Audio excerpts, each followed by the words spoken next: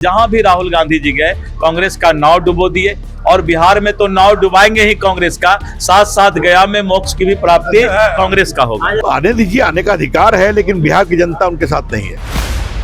देखिए, आज रामनवमी के साथ साथ बीजेपी का स्थापना दिवस भी था। इस स्थापना दिवस को लेकर डॉक्टर दिलीप जायसवाल ने साफ तरीके से कहा कि जब हम 1984 में 2 सीट थे और 2 सीट से अब जिस तरीके से 21 राज्यों में हमारी सरकार है उसकी चर्चा की, और साथ ही साथ उन्होंने कहा कि राहुल गांधी जो बिहार का दौरा कर रहे हैं वो कांग्रेस का नाव डुबोएंगे। क्या कुछ कह रहे हैं जायसवाल, आप वो सुनिए पहले।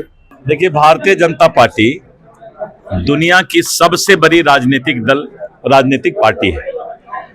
हम लोग जनसंघ काल से चले और इस देश के अंदर आपने देखा कि 2 सीट से हम लोग की शुरुआत हुई। पंडित दीनदयाल उपाध्याय, डॉक्टर श्यामा प्रसाद मुखर्जी, श्रद्धेय अटल बिहारी वाजपेयी जी, लाल कृष्ण आडवाणी जी, मुरली मनोहर जोशी जी ऐसे, कैलाशपति मिश्र जी ऐसे सरीखे के नेताओं ने, नेतृत्व ने पार्टी को सींच कर यहाँ तक लाया है। और हमें गर्व है कि हिंदुस्तान की, भारत की संस्कृति, विचारधारा और विरासत को इस देश में और इस देश का झंडा पूरे दुनिया में ऊंचा करने का काम प्रधानमंत्री, लोकप्रिय प्रधानमंत्री श्री नरेंद्र मोदी जी के नेतृत्व में भारत विश्व गुरु बनेगा, इसकी ओर हम अग्रसर हैं। राहुल गांधी जी जहां भी जाते हैं कांग्रेस का लुटिया डुबो देते हैं, नाव डुबो देते हैं। छत्तीसगढ़ गए, नाव डुबा दिए कांग्रेस का। मध्य प्रदेश गए, नाव डुबा दिए। महाराष्ट्र गए, नाव डुबा दिए। राजस्थान गए, कांग्रेस का नाव डूब गया। हरियाणा, दिल्ली, जहां भी राहुल गांधी जी गए कांग्रेस का नाव डुबो दिए और बिहार में तो नाव डुबाएंगे ही कांग्रेस का, साथ साथ गया में मोक्ष की भी प्राप्ति कांग्रेस का होगा। रामनवमी की हार्दिक शुभकामना, हार्दिक बधाई। तो जैसा कि आपने दिलीप जायसवाल को सुना, वो साफ तरीके से कहते नजर आ रहे हैं कि जो राहुल गांधी की बिहार यात्रा है उस यात्रा में कांग्रेस का नाव डुबाने का काम करेंगे, क्योंकि जिस तरीके से मध्य प्रदेश, दिल्ली और राजस्थान, हरियाणा, इन सभी राज्यों में उन्होंने कांग्रेस का नाव डुबाया है, इसी प्रकार बिहार में भी नाव डुबाएंगे। अगर वो बिहार पहुंच रहे हैं तो गया जाए और वहां उनको मोक्ष की प्राप्ति होगी। साथ ही साथ आप सुनिए कि इसी विषय को लेकर पूर्व केंद्रीय मंत्री रविशंकर प्रसाद क्या कुछ कह रहे हैं। 6 अप्रैल को भाजपा स्थापित हुई थी और आज एक समय हमारी 84 के लोकसभा में 2 सीट थी। आज भारत में भाजपा नरेंद्र मोदी की अगुवाई में तीसरी बार सरकार चला रही है। 21 राज्यों में हमारी और हमारे सहयोग की सरकार है।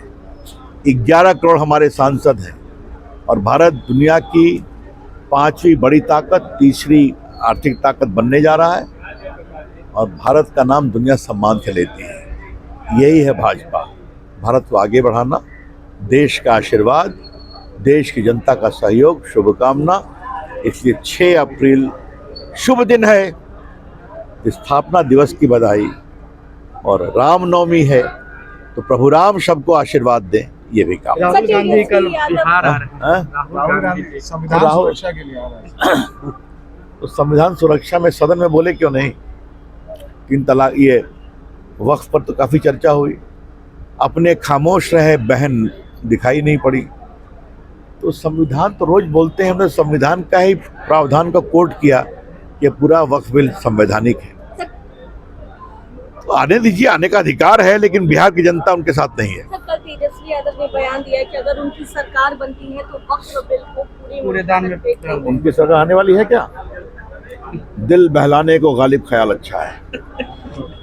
तो जैसा कि आपने साफ तरीके से रविशंकर प्रसाद को भी सुना, रविशंकर प्रसाद कहते नजर आ रहे हैं कि जहां बीजेपी के शासन काल में जिस प्रकार से अगर अर्थव्यवस्था पे देखा जाए तो भारत तीसरे स्थान पे है विश्व में, और सैन्य शक्ति पे देखा जाए तो 5वें स्थान पे, और ये कारण है बीजेपी।